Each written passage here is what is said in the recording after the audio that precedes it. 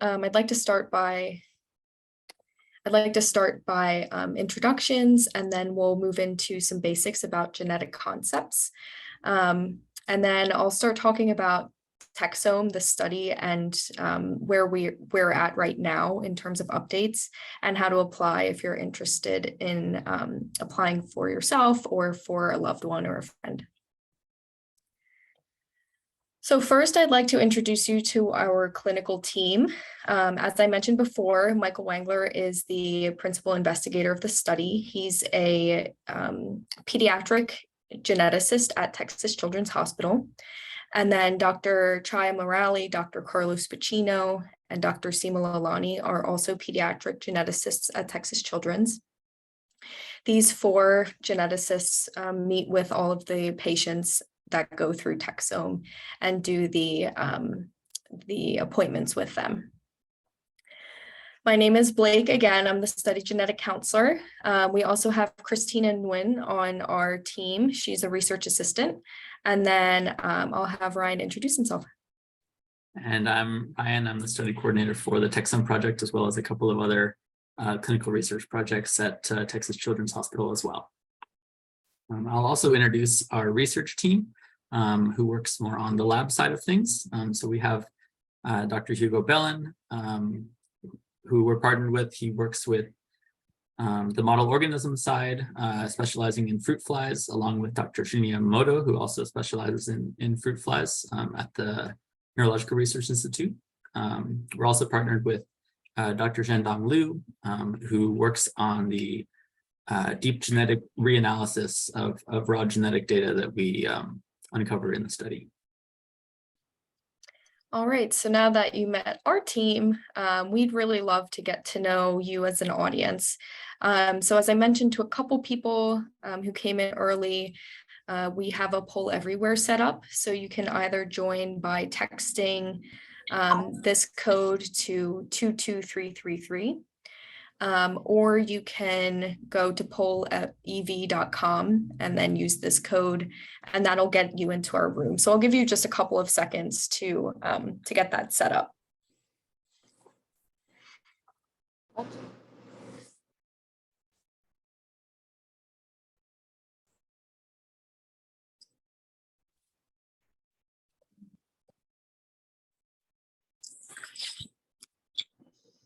Okay. So I hope everyone had a little bit of time to set that up. I'll move to our first question, which is, who are you? We have, I'm a parent of a child with a diagnosed condition. I'm a parent of a child with an undiagnosed rare condition. I'm a genetics provider. I'm a non-genetics healthcare provider. I'm a member of a nonprofit organization or other. And so if you're texting in, you can use A for the first option, B, C, D, etc. We're hoping this works.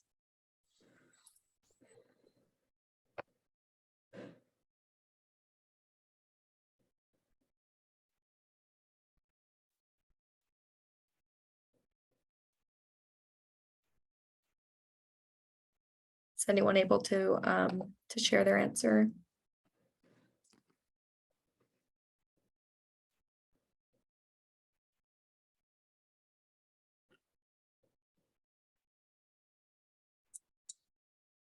No?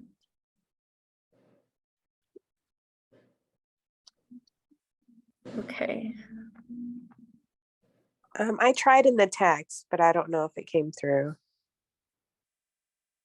It doesn't look like it's coming through at all. Let me try activating it again. And if not, maybe we can just share our answers in the chat. Yeah, mine says it got recorded, so. Okay. Oh yeah, here it's coming up. Let me stop my screen here because it is coming up on the website. So let's just do it that way.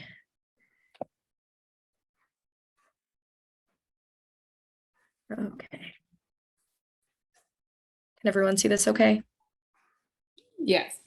Okay, so it looks like about half of the people have a child who has a diagnosed condition. and a little bit of rare. And then we have a couple others. If you'd like to share what you're doing, you can put it in the chat and we can see where you're coming from. So now I'll move on to the second question that I had, which was, how well do you understand genetics? And so the options are not well at all, some other understanding, I understand genetics well, or I'm an expert in genetics.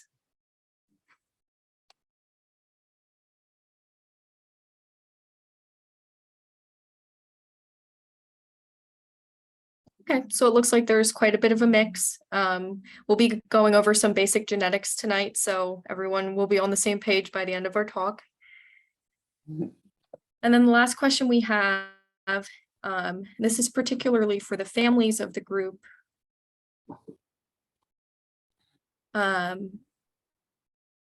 For those of you who met with genetics for your health or your child's health, how would you describe your experience? And so this one you can put a couple words, you can put a sentence, just sharing your experience with genetics so far.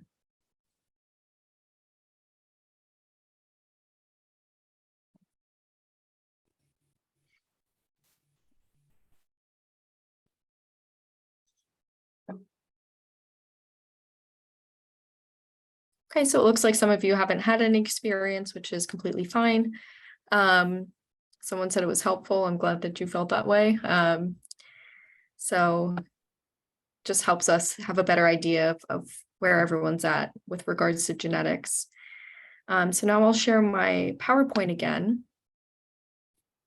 And now that we've all been introduced to each other, I'd like to talk a little bit more about some background of genetics. So genetics is the study of genes and inherited diseases. In the cells of our body, we have DNA, which is like the recipe book for our body. So it contains all of the instructions that make us who we are. Our DNA is packaged into structures called chromosomes. And on the next page, I'll show you a picture of all the chromosomes we have and talk a little bit more about that. So along all of our chromosomes, we have many things called genes. And so genes are like our individual recipes for our bodies. We have genes that tell us what color eyes we'll have or what color hair we'll have. But we also have genes that, when they're working properly, help protect us from certain genetic diseases. There are many ways that genetics and DNA and genes can cause disease, but I'll talk about 3 for tonight, and these are the 3 main ones that we think about. So the first is extra or missing full chromosomes.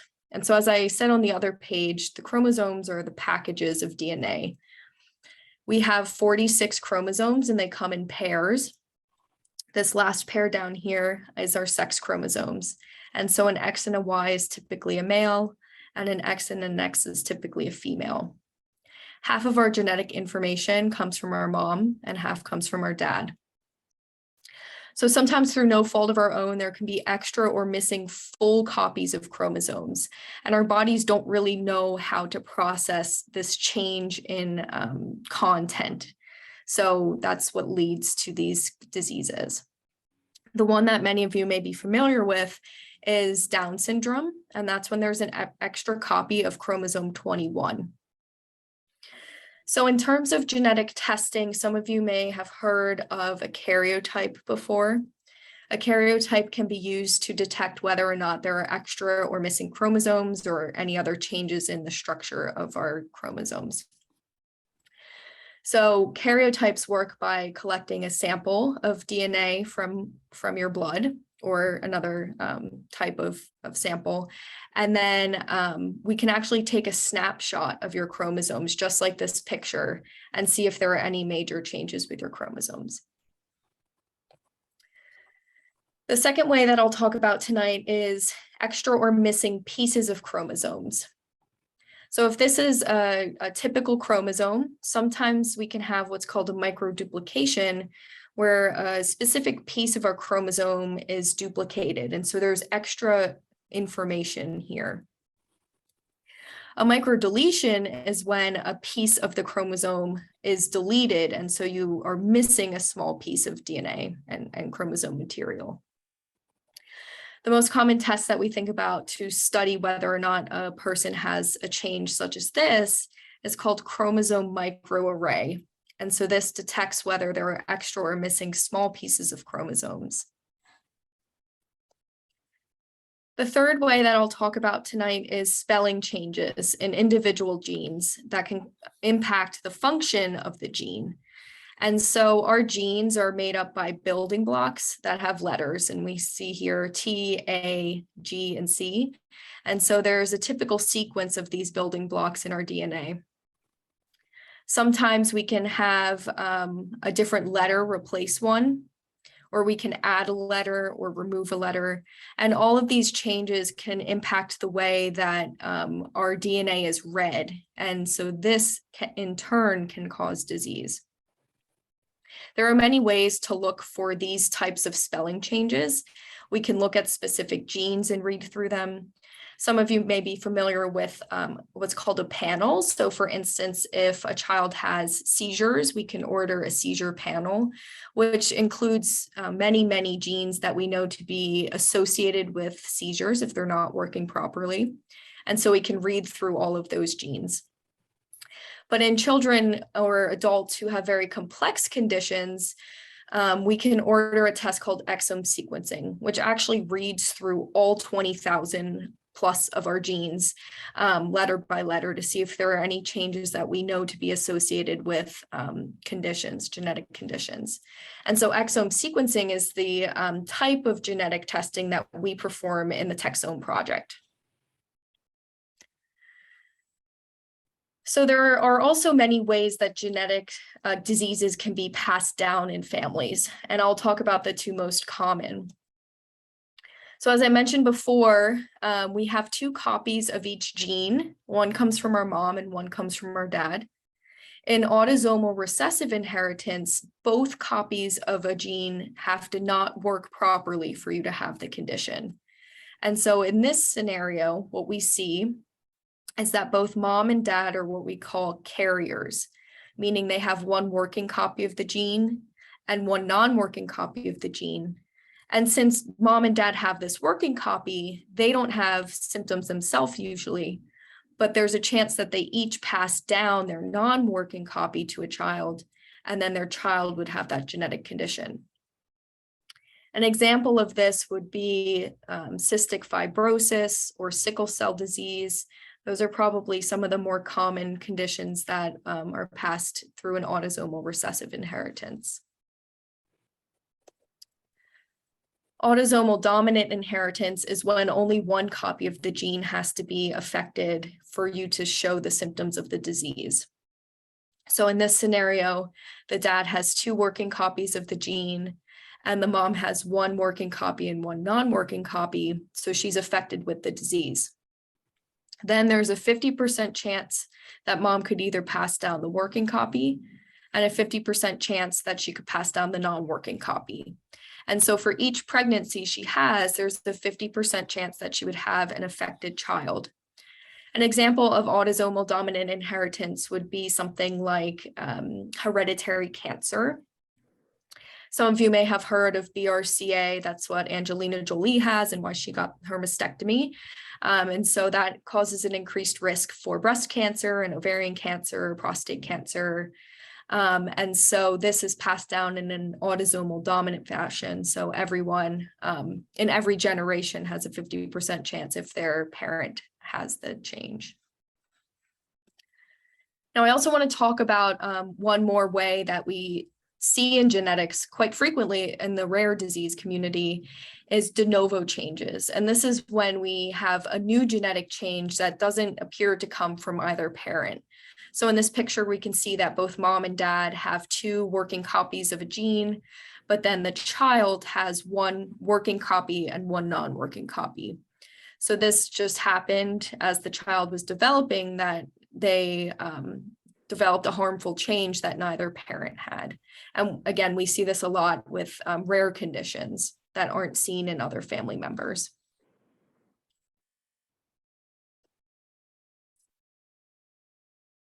So this slide shows some of the signs of genetic conditions. There's a whole laundry list of things, and I haven't described all of them here, but these are some of the more common indications that we see in genetics clinics. The first being developmental delay or intellectual disability, so not meeting milestones, losing milestones over time, behavioral differences like autism, ADHD, self-harming behaviors, feeding issues like having difficulties with feeding or never feeling full, or failure to thrive. Physical differences like extra fingers or toes, short or tall stature, or birth defects like a hole in the heart or a cleft palate. And then any concern with some organs. So if you see seizures or headaches, if you have hearing or vision loss, heart concerns, GI issues, immune system problems, that can all indicate a genetic condition. And then these are some of the other symptoms that we sometimes see. So muscle weakness, stiff muscles, or a history of disease.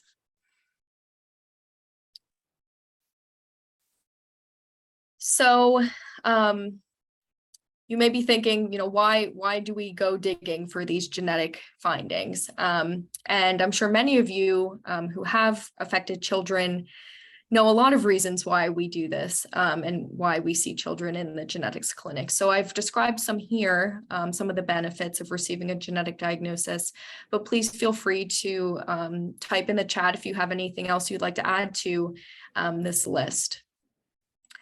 First and foremost, we think that receiving a genetic diagnosis can impact medical management. Sometimes we know specific treatments work better for individuals who have a specific type of or specific gene change.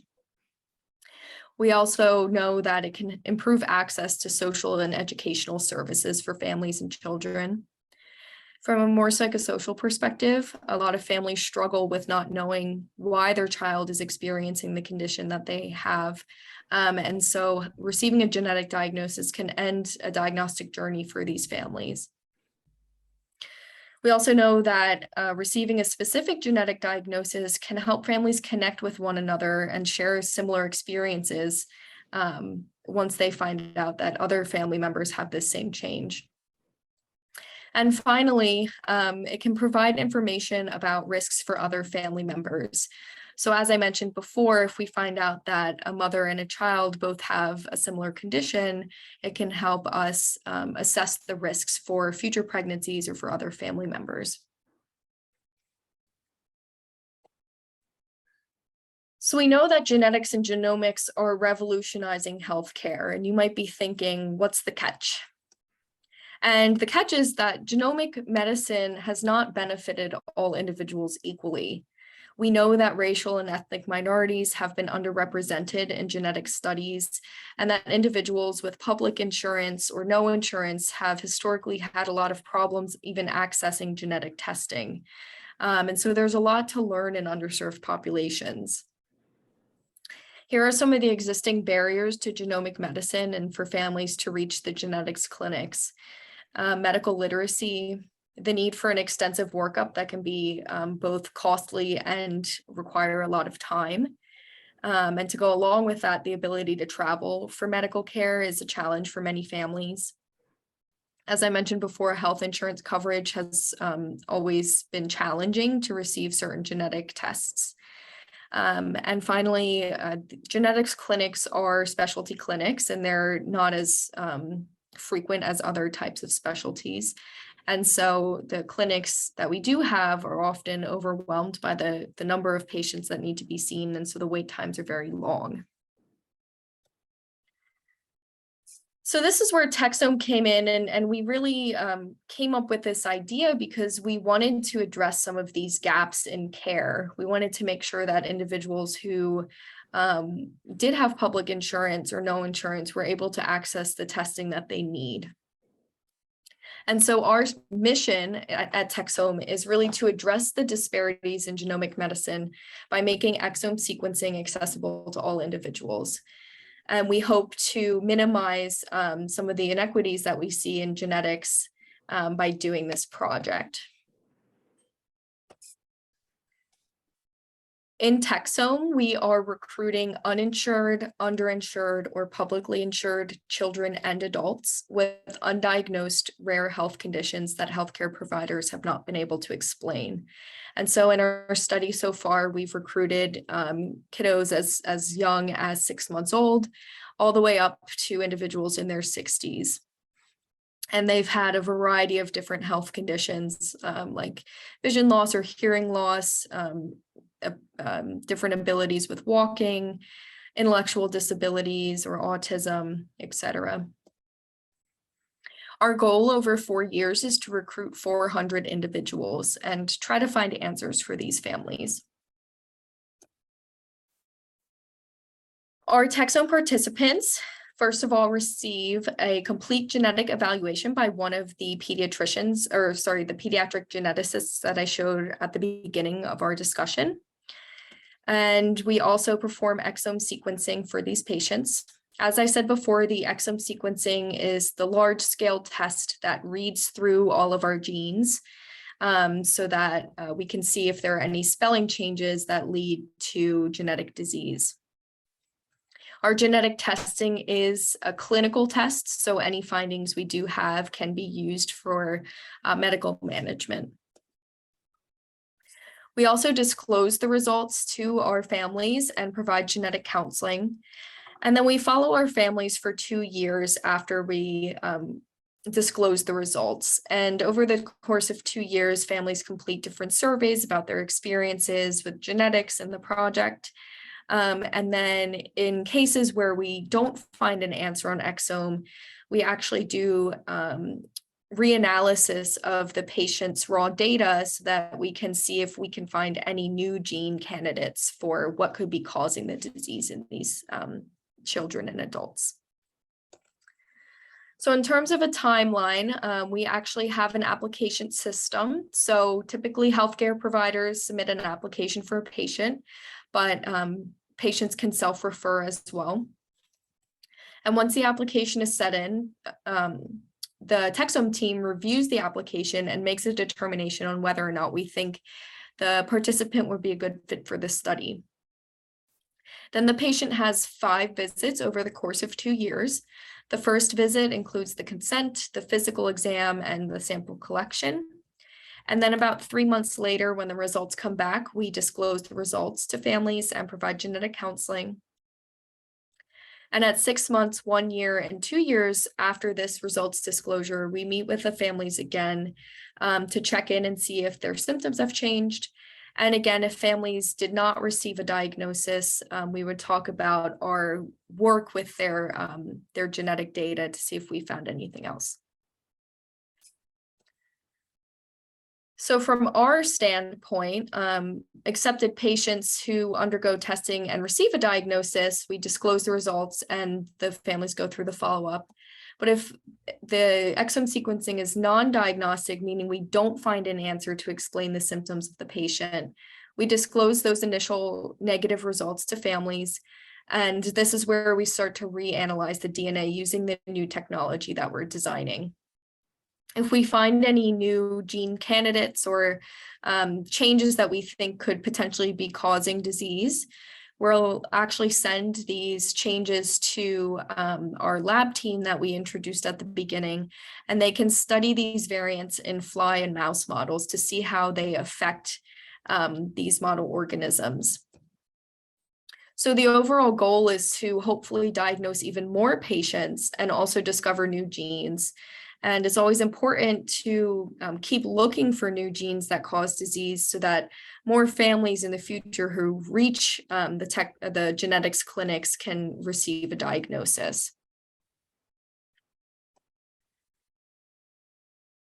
So that's the background of the Texome study. And now I'd like to talk a little bit more about where we're at now. We're about a year into the study. And as I mentioned before, it's a 4-year project. So we'll recruit about 400 patients over the 4 years.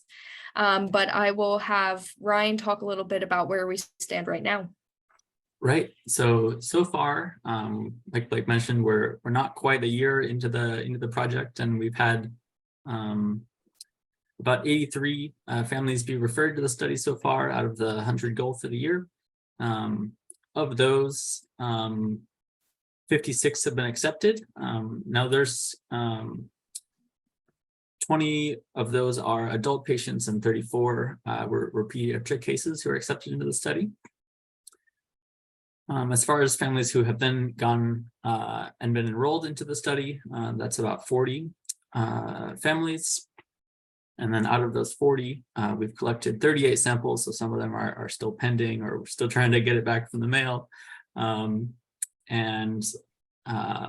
Lastly, we have returned results to 33 families. And so now I'll talk a little bit about some of the diagnostic statistics. Out of those 33 cases where we have returned the results, 14 of them have been solved from the exome sequencing that we've done. And so far, 7 of those have been adults and 7 of those have been pediatric cases. We also have a category where a case is partially solved, and that would be if maybe there's multiple health issues going on, maybe there's some blindness and deafness, but maybe also heart condition. And so maybe we can explain one part of the picture, but not all of it. And so that would be partially solved. Then we have these 2 categories, probably and possibly solved. Those indicate levels of certainty that the candidate that we've identified through genetic sequencing is indeed the answer or the diagnosis. So for both of those, there's some additional research going on our end to see if we can provide more evidence for those candidates. And then lastly, there are unsolved cases where we complete the testing, the genetic testing through the study, and there aren't any very conclusive candidates at the time of sequencing. And so that's when we're working with our reanalysis team to look at the genetic data closer and see if maybe there was something that could have been missed the first time around, or maybe we're learning new things all the time if maybe something new came up. Thanks, Ryan. And some of you might be looking at this solved and be like 42%, that's failing, that's a bad score. But for genetics, 42% is actually very high. And that's something that we've been really excited about.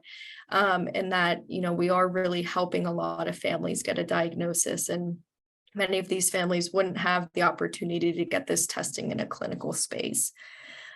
So now I would like to talk a little bit about some of the cases that we have solved, just so you get an idea of the types of patients that we've recruited into our study and how these diagnoses have impacted the lives of these families.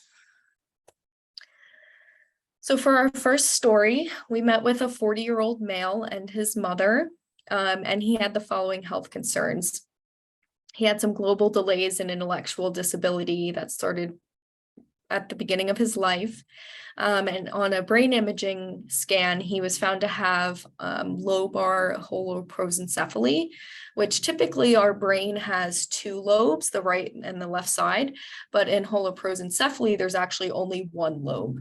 And this can cause a lot of health problems.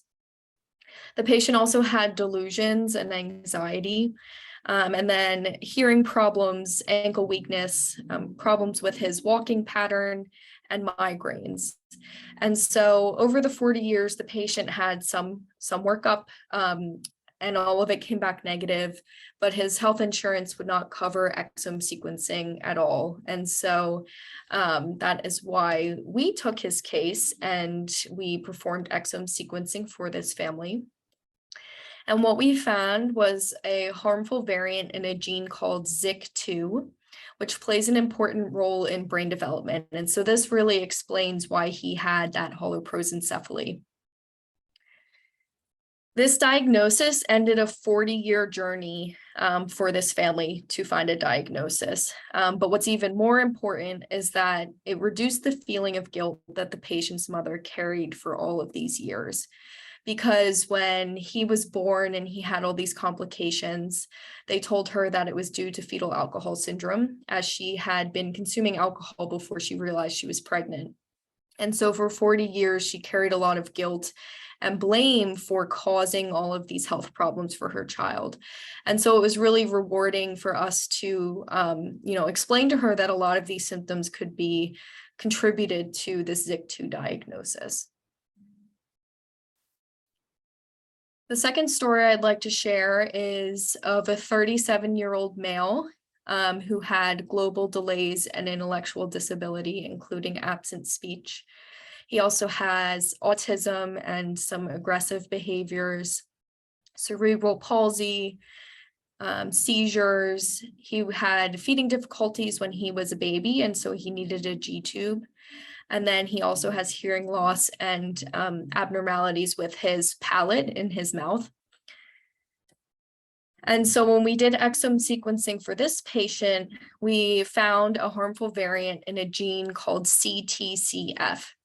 And this is associated with a condition called intellectual development disorder. This is autosomal dominant. And as you can see, the patient shared a lot of the same symptoms that other people have been described to have, including the delays, the behavioral abnormalities, the feeding difficulties, cleft palate, hearing loss. So in addition to ending a 37-year diagnostic journey, we also were able to inform the family about a specific CTCF-related disorder support group. And it was really helpful for this family to receive this resource and be able to talk to other families who have this specific condition. In our final story, I'll talk about a 5-year-old girl who had spasticity, toe walking, cerebral palsy, brain imaging abnormalities, and recurrent urinary tract infections. This girl had a pretty difficult social situation. She and her half-brother through her mom were adopted by the same adoptive mother, and neither of her biological parents were available for testing. Interestingly, her half-sister, who is adopted by someone else, also had very similar symptoms to our patient. So when we did exome sequencing, we found a harmful variant in a gene called ADAR, which is associated with a condition called Aicardi-Goutieres syndrome.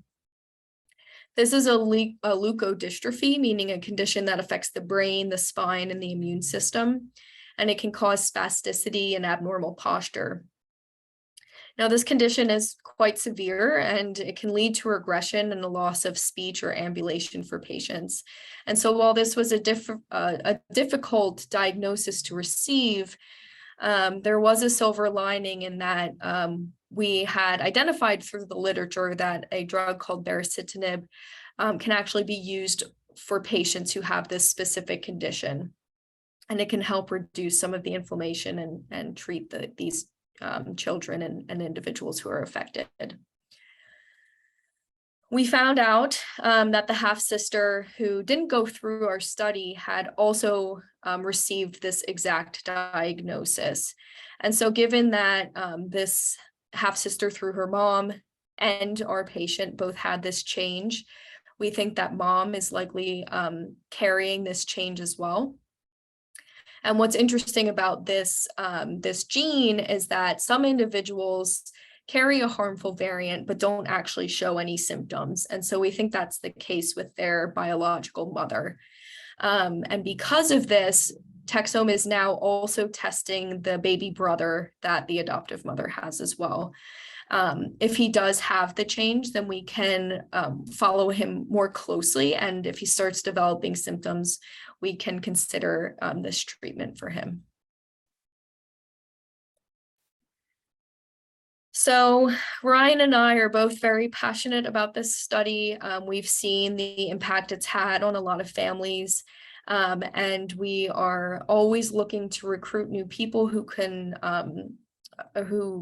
fit the requirements of the study so that we can help more families find answers. If you are interested in applying or you're a provider and you're interested in referring a patient, you can use our online application here. We also have a QR code, so I can also send these out to the CC4C team in case if anyone's interested in getting these links. Patients must be publicly insured, underinsured, or uninsured. And in some cases, it's helpful if other genetic testing has already been performed, such as the microarray. So if you remember, the microarray looks for extra or missing pieces of chromosomes, whereas the exome sequencing reads through the chromosomes for spelling changes. And so it's helpful to rule out problems with chromosome number and pieces to more confidently say that what we see on exome is true. So it is helpful sometimes to have this beforehand. In the online application, we do want to keep it brief for everyone who's applying. So here is what we require.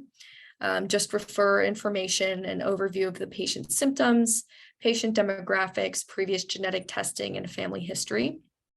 We also have a space to upload medical records.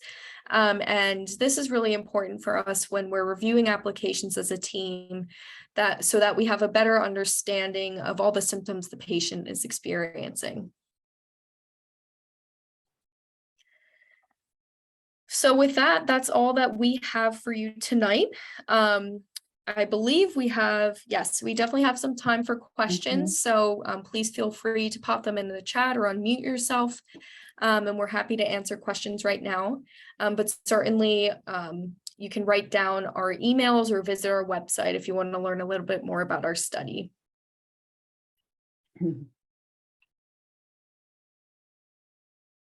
Thank you so much, Blake and Ryan. Just, yeah, we have time for questions. If there's anything that you all want to ask, feel free.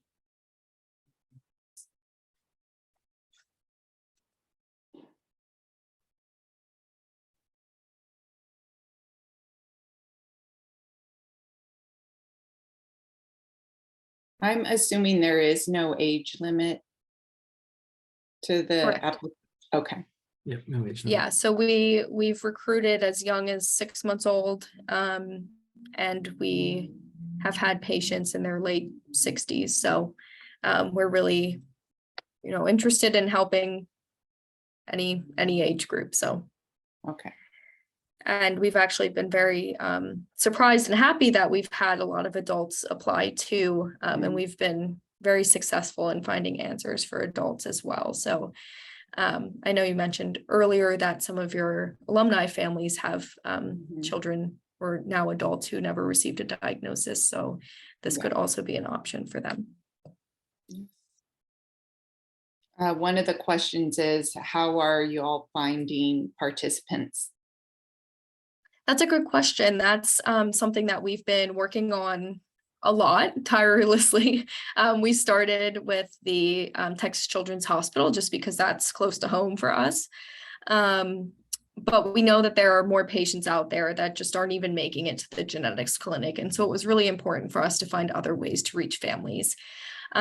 So I actually met CC4C at the Texas Parent to Parent Conference, where I was handing out flyers, and I'm very grateful they stopped by. And from there, it's kind of spread by word of mouth. So we've reached out to other specialists and they've told us to reach out to other people. We've been driving to local clinics in the Houston area. And we've been trying to find contacts in Austin and elsewhere too, so that we can expand our reach throughout Texas.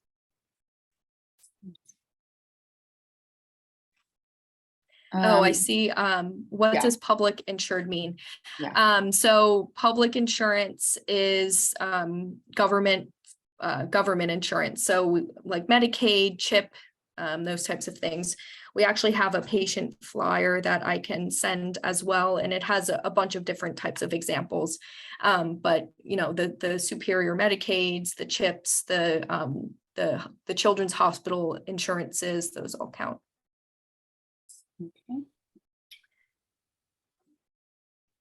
And how do you define underinsured? So that one is a bit more, we kind of think of it as individuals who maybe they do have private insurance, maybe through an employer or through a union or something like that. But maybe that insurance provider makes it prohibitively expensive to receive the testing that they need. And so if that's the case, then we certainly are interested in helping individuals who they need this sort of genetic testing to find a diagnosis, but they're unable to get it through their insurance, even if it is public insurance, or sorry, private insurance. So Renelle, your next question, is there transportation and lodging assistance for travel to Houston? So when I was talking about those visits, the visits 1 through 5, and I can pull up that slide again. Typically we do prefer an appointment. Sorry, for the first visit, let me try to get back to this slide. Yeah, so for the first visit here, we typically would like it to be in person. But what we've actually done for a lot of families that come from San Antonio is that we worked with their healthcare providers in San Antonio, so they didn't have to drive over. And so their providers would set up a Zoom link and we can Zoom in and consent the families. Their providers collect the sample and do the physical exam. Some other families who are closer to Texas Children's have come to the medical center to be seen. We do cover the cost of parking for that visit. And then there have been some cases, I believe we have a patient who's coming from the Rio Grande Valley. So she's very, very far away from the medical center. She doesn't really have the resources there to have her provider help her set up the appointment. So we're doing a completely remote physical exam for her as well. So there are options if it's difficult for you to travel to the medical center. Certainly, we don't want that to prohibit you from being a part of the study. Now, for these other 4 visits, they can be entirely remote if you want. So we have most people who prefer to just make these Zoom. We've done phone calls for people who don't have access to video calling. So we're pretty flexible with how we get these visits done. We just want to make sure that, you know, if we think you're a good fit, that you're able to participate.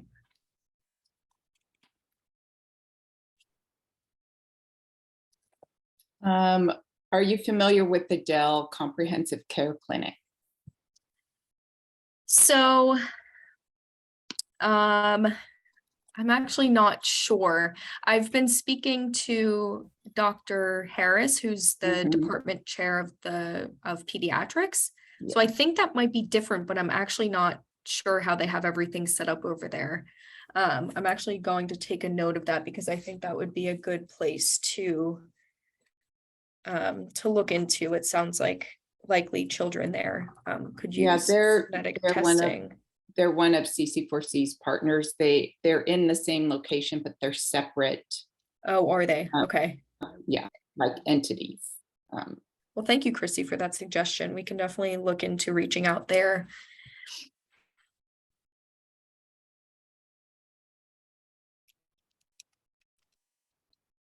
Does anyone else have any other questions?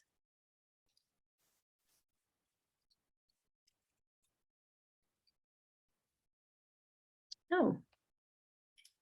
Oh, okay. So, Renelle, do you want to tell us about what you do at the Dell Children's Metabolic Clinic?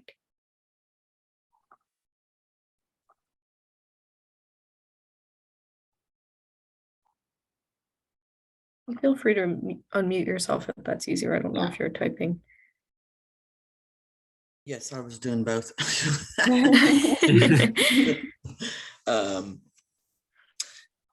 I feel like I have no ability to understand all this genetic stuff. It's been fascinating, and I feel like I'm slowly but surely learning.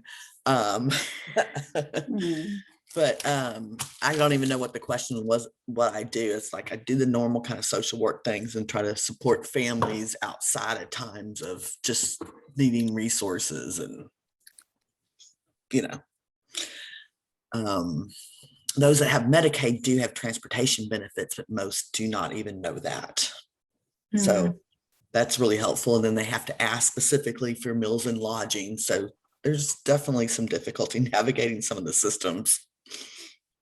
Yes, it looks like definitely. you can apply for SSI online for children, but it's really just a little bit of I don't even remember, they have a name for it, but it's like a brief overview of your child. And then you get to apply in person kind of thing. So it's insane. And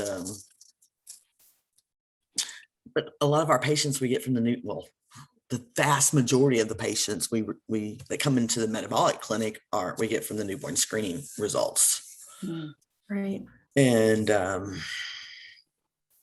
mean, these things hit people from all socioeconomic backgrounds and, race, ethnicity. It's a worldwide, it's not just an American issue. And it's fascinating. And I'm still just kind of learning, like, oh, they really need to see endocrinology if this is this, so I don't know. Well, thank that you for answers your sharing. Yeah. question. Yeah, thank you. That's definitely helpful. And we appreciate the social workers because, everyone's always learning about genetics. It's a very complex thing. But we're also always trying to learn about all the social offerings that individuals can receive. So that's definitely helpful to hear. Well, I would love if you had any contacts in the metabolics clinic that we could reach out to. I'm not sure. I feel like most of them would probably be diagnosed.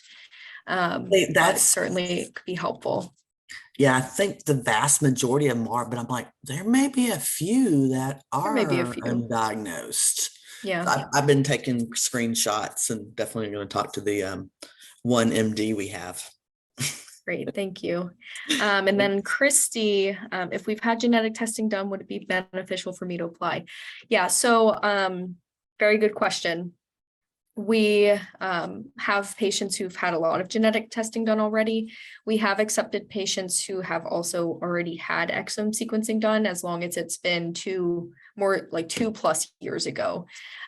So our understanding of genetics is growing rapidly all the time. And so even testing that's been done 2 years ago could be old enough for us to find an answer now. And so we certainly don't want to miss out on patients who've had testing before.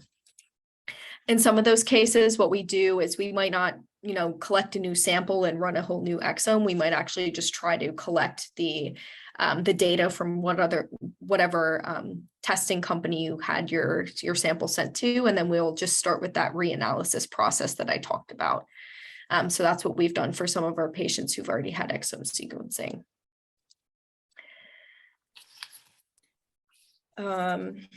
Great. So feel free to type more questions. I'm also going to put a form into the chat for people who attended to complete.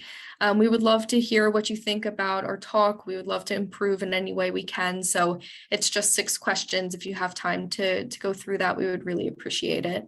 But it looks like we have about 5 minutes. We're happy to answer any other questions you have. Have you found, so I'm one of those families that had testing and received a diagnosis, but it's been a while.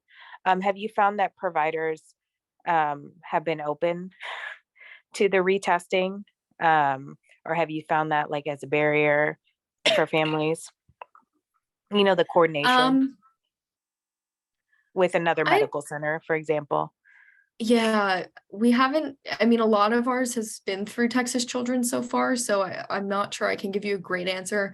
I don't know, Ryan, if you've had any more experience with that. I don't think that's come up. Okay. Typically the healthcare providers are pretty open to referring. You can also self-refer. So if you were able to get that information, you could refer for yourself. But yeah, I don't think we've been in a situation yet where we're working with an outside hospital and we're trying to get that testing done.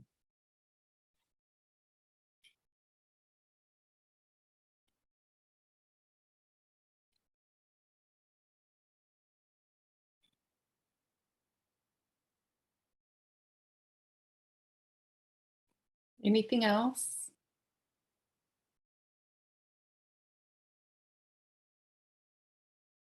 Well, thank you so much for giving us the opportunity to talk. It was so wonderful to meet you all and be a part of this network. And certainly if you know, if you have a child or you know someone who could use exome sequencing, certainly send them our way. We're happy to help. Thank you. It was an excellent presentation. Really. And thank you appreciate it. for inviting us. It's Yes, been thank you very very much. fun. So Yeah, absolutely. And we have the recording so we can post it in our family portal for families, even our alumni families to maybe check it out. So we'll be passing on the information to more families. wonderful. Thank you so much, Monica and you. Allison. Thank you. Thank you all. Thank you. Have a good night.